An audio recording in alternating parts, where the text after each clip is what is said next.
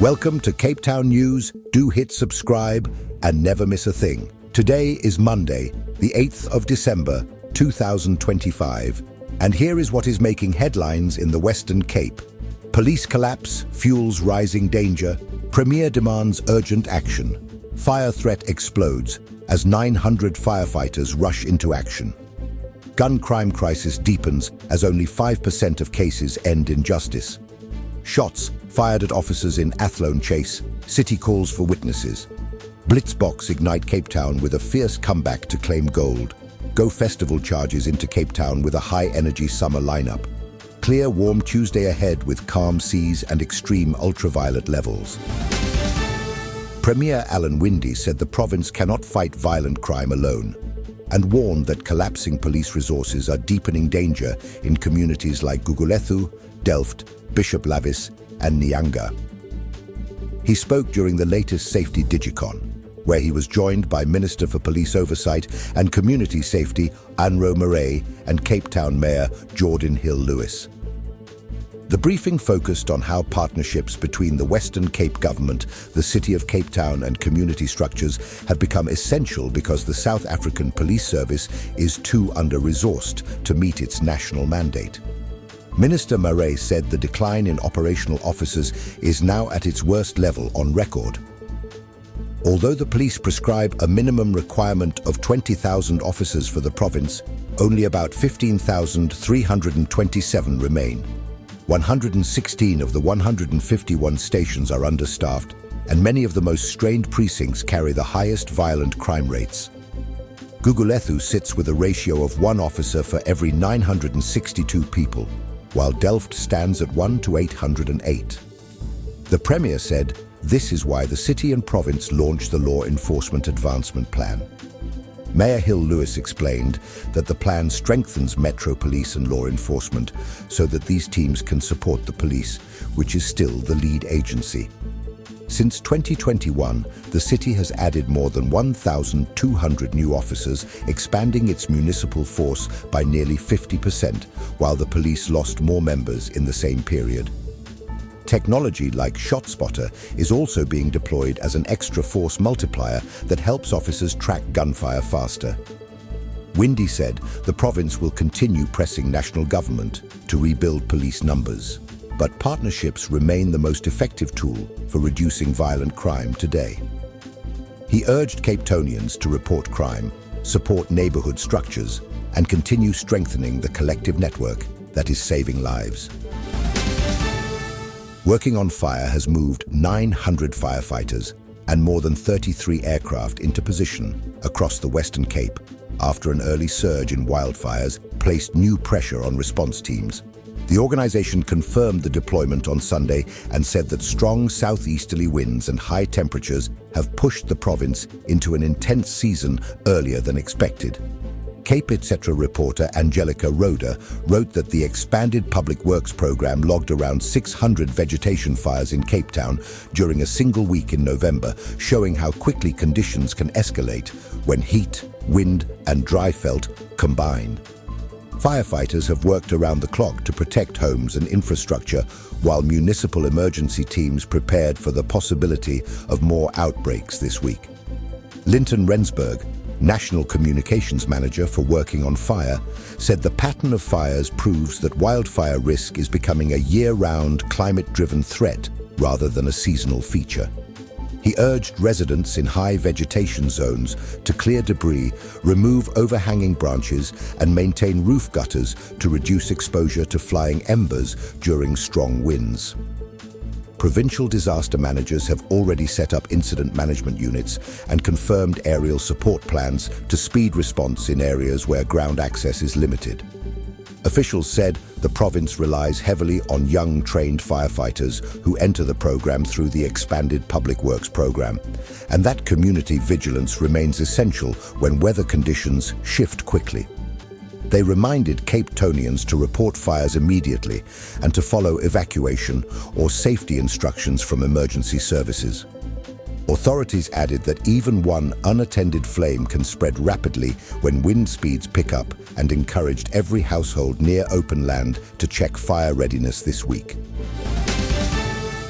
A new report by Newsday journalist Daniel Puchert highlights that only 5% of gun-related crimes in Cape Town lead to convictions. Mayor Jordan Hill-Lewis revealed the statistic during a live stream with Premier Alan Winde and Minister Anro Murray, saying the failure of the criminal justice system allows most armed offenders to return to the streets. Hill-Lewis said, law enforcement confiscates more than 450 illegal weapons a year through the Law Enforcement Advancement Plan, yet only a fraction of these cases result in successful prosecution. He called the conviction rate a tragedy and said it should be one of the most urgent national debates. Police Minister Feroz Kachalia recently said gang activity remains the strongest contributor to contact crime in the city. Crime statistics show that Cape Town Central and Mefuleni police stations record some of the highest serious crime levels in the country. The Western Cape recorded 282 gang-related murders in the first quarter and 293 in the second, alongside more than 1,400 firearm-related murders across the same period. Although Gauteng recorded more murders overall, the Western Cape's rate is the highest when measured against population. The Institute for Security Studies reported that only 1 in 10 police corruption complaints investigated by the Independent Police Investigative Directorate led to convictions. Even fewer resulted in prosecutions. The Western Cape's conviction rate for protection order violations since 2020 sits at around 13.6%. Police spokesperson Colonel Andre Trott told Newsday that more than 37,000 arrests and prosecutions were processed, arguing that poor conviction performance sits beyond the police mandate. Cape Town has appealed to the public for information after 2 traffic officers came under fire during a high-speed chase linked to a shooting at the Athlone Magistrates Court. The officers were patrolling on Wednesday when they saw an armed man running toward a vehicle in Athlone and fleeing the scene. As they moved to cut off the vehicle, the suspects opened fire while speeding toward Langa. Mako member for Safety and Security. J.P. Smith said the exchange of gunfire was sudden and intense, but the officers survived unharmed.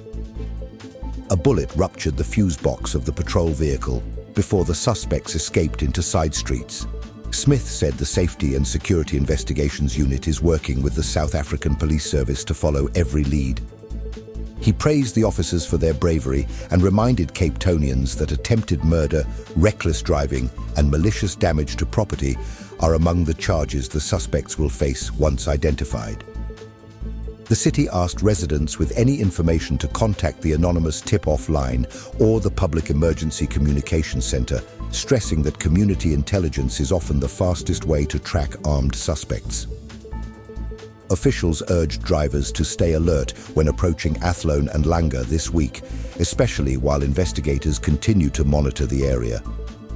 There are no major road closures at present, but short traffic pauses may occur when police conduct follow-up operations. Cape Town erupted in celebration as the Blitzboks claimed their second consecutive HSBC Sevens title on home soil, beating Argentina in a dramatic final. The visitors looked set to win after taking a strong lead early in the second half, but the Blitzboks fought back with 2 late tries, including a decisive finish from Christy Grobelaar that sent the stadium into a roar. Captain Impie Visser said the team made the match harder for themselves, but showed massive character throughout the weekend. He said the players pushed through tough fixtures and benefited from the energy of the Cape Town crowd. In the women's competition, Australia delivered a flawless performance to take the title, beating New Zealand in a rematch of last week's Dubai showdown. Isabella Nasser, who was named player of the final, said the squad wanted to respond strongly after their loss in Dubai and that every member contributed to the victory. France earned 3rd place with a close win over the United States, while Japan continued their rise by beating Canada for the 2nd time in 2 days. Fiji also impressed by claiming 3rd in the men's playoff, adding extra excitement for supporters who filled the stadium throughout the weekend. The tournament ended on a high and confirmed Cape Town as one of the most loved stops on the global Rugby Sevens circuit. Officials said the atmosphere, support and performances made this year's leg one of the most memorable in recent seasons. The Go Festival returns to Cape Town this December with a full-scale electronic music celebration at Cabo Beach.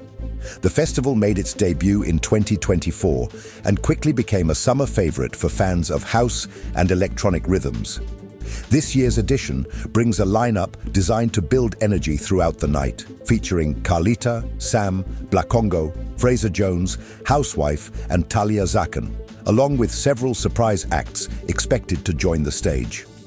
Organizers said the event aims to bring people together for the start of the holiday season, and that Cape Town's coastline remains the perfect setting for a long summer celebration. The festival begins at 4 in the afternoon and runs until 2 in the morning, offering 10 hours of music, dancing and social spaces that overlook the Atlantic Ocean. Event planners said the goal is to create an open and welcoming atmosphere where mixed audiences can enjoy the same beat without pressure. They recommended that attendees arrive early to secure comfortable parking and to enjoy the sunset lineup before the main stage builds momentum after dark. Tickets are 250 Rand and can be booked online through the festival's official page. Organizers encouraged Cape Townians to plan transport in advance and to make use of ride-share services where possible.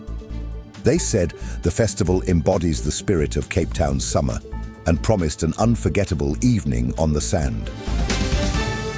Here are your money, commodities, and crypto updates. Starting with the major currencies, the US dollar is trading today at 16 Rand and 92 cents. The British pound stands at 22 Rand and 58 cents. And the euro will cost you 19 Rand and 73 cents. Moving to the commodities market, gold is priced at 2,287 Rand and 9 cents per gram. Silver is trading at 31 Rand and 46 cents per gram. Platinum is valued at 899 Rand and 58 cents per gram. And Brent crude oil is trading at $63.39 per barrel. In the cryptocurrency market, today, Bitcoin is valued at 1,539,805 Rand. Ethereum is trading at 52,509 Rand. Meanwhile, Ripple XRP is priced at 34 Rand and 95 cents. And finally, Solana is trading at 2,259 Rand. These figures reflect the latest available market data and may shift as global trading continues through the day. Tomorrow brings calm and clear weather across Cape Town with a gentle rise in summer warmth. The morning starts with clear skies and a mild low of 17 degrees before climbing to a comfortable high of 24 in the afternoon. Paarl and Stellenbosch follow the same pattern with identical lows and highs, giving the whole region a settled and stable weather day. Humidity stays fairly high at around 80%, but the heat remains manageable thanks to a light southeast wind moving at about 18 kilometers per hour. Along the coast, the swell sits at around 1.9 meters with a 9-second period from the southwest, which keeps conditions steady for casual beach visits. High tide arrives at 6:23 in the morning, followed by low tide at 12:43 in the afternoon. Another high tide returns at 6:41 in the evening. Sunrise is at 28 minutes past 5 and sunset at 12 minutes to 8, which gives a long, bright day. The ultraviolet level reaches 11, which is extreme, so take care outdoors. It is a great day for evening plans after the heat fades and skies stay warm and clear. With that, we conclude today's bulletin, and now you know what's happening in the mother city. Thank you for watching Cape Town News. Make sure to subscribe and hit the notification bell so you never miss a story. We appreciate your support. Let us know your thoughts in the comments below, and don't forget tomorrow's Cape Town News drops right here on YouTube at 12 noon.